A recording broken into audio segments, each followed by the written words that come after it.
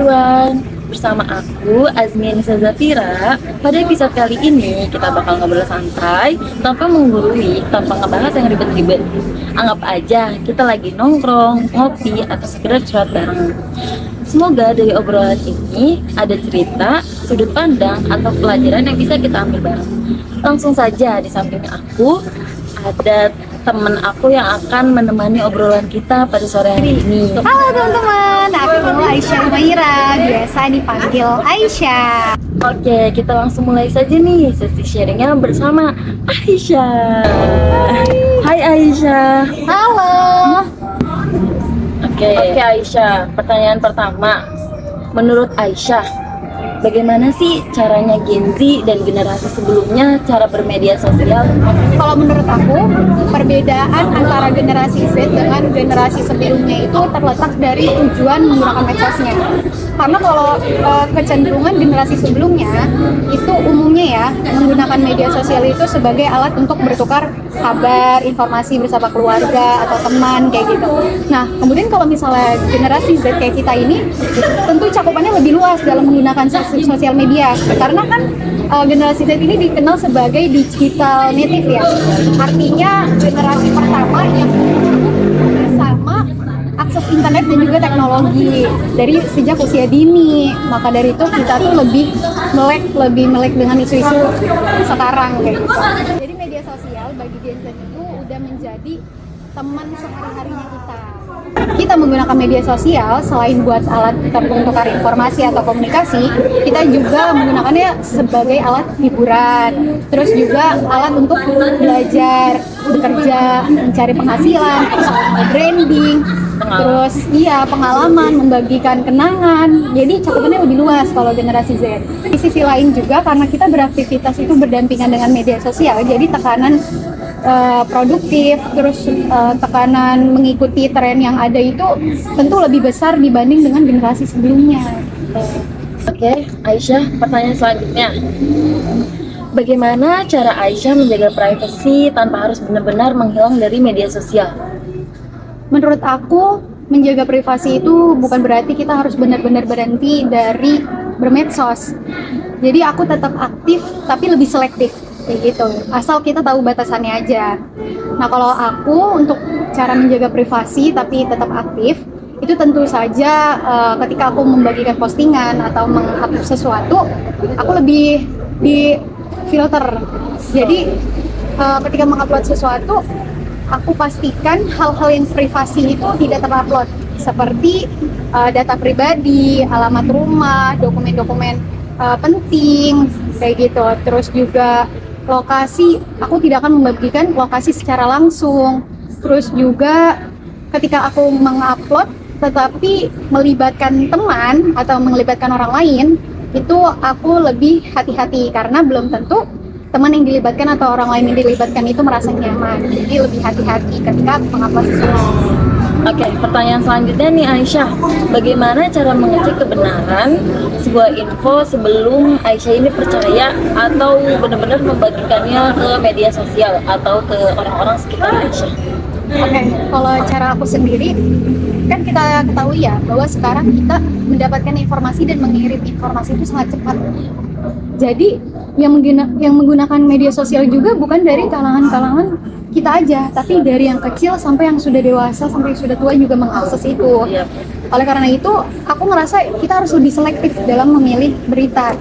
Hal pertama yang aku lakuin ketika aku mendapat suatu informasi, aku ngelihat dulu ini siapa yang mempostingnya, sumbernya dari mana, apakah sumbernya dapat dipertanggungjawabkan, kredibel ataukah tidak, gitu. Ataukah itu beritanya dari akun-akun anonim aja, itu perlu dipertanyakan kalau seperti itu. Kemudian setelah aku udah tahu nih sumbernya, aku juga melihat berita yang sama atau informasi yang sama tetapi dari sumber-sumber yang lain, dari akun-akun yang lain kayak gitu, dari website-website yang lain gitu. Kalau misalkan taunya berita itu atau informasi itu hanya dibahas oleh satu akun saja, itu aku masih ragu, tidak akan membagikannya dulu gitu. Tapi kalau ketika ini sudah terbukti validitasnya, sudah banyak website-website terpercaya yang sudah memberitakan, yang menginformasikannya, baru aku bisa membagikannya dengan yang lain kayak gitu. Kemudian juga setelah mengecek ini sumbernya dari mana, terus juga apakah berita yang lain juga mengungkapkan hal yang sama, itu aku melihat tanggal terbitnya.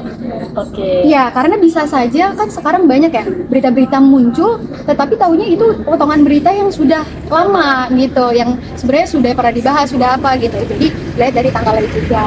Gitu. Karena menurut aku lebih baik aku lama dalam membagikan informasi daripada aku harus salah gitu dalam memberikannya. Daripada FOMO gitu ya, cepat-cepat. Iya, jadi lebih baik aku tahu dulu kebenarannya. Nah, Agar ketika aku membagikan, aku bisa mempertanggungjawabkan apa yang aku bagikan.